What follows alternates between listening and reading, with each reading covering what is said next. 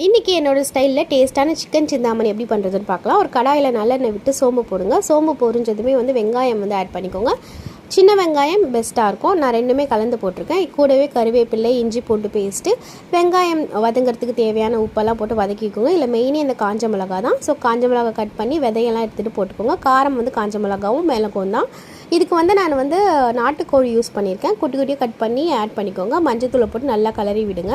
Boiler கோழினா 10 நிமிஷத்தில் வெந்துடும். நாட்டுக்கோழினால எனக்கு ஒரு அரை மணி நேரம் டைம் எடுத்துச்சு. இதுக்கே தேவையான அளவு உப்பெல்லாம் போட்டு நல்லா கலரி விட்டுருங்க.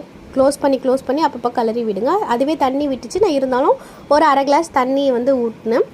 நல்லா சிம்மில் வச்சுட்டு அப்பப்போ ஓப்பன் பண்ணி நல்லா கலரி விட்டுட்டே இருந்திங்கன்னா நல்லா சுருண்டு டேஸ்ட் செம்மையாக இருக்கும். ஹோட்டலில் சாப்பிட்றத விட வீட்டில் இந்த டேஸ்ட் அல்டிமேட்டாக இருக்கும். ட்ரை பண்ணி பாருங்கள். மறக்காமல் அப்பப்போ கலரி விட்டுட்டே இருங்க, இல்லைனா அடி பிடிச்சிரும். ட்ரை பண்ணிட்டு கமெண்ட் பண்ணுங்கள் எப்படி இருக்குது.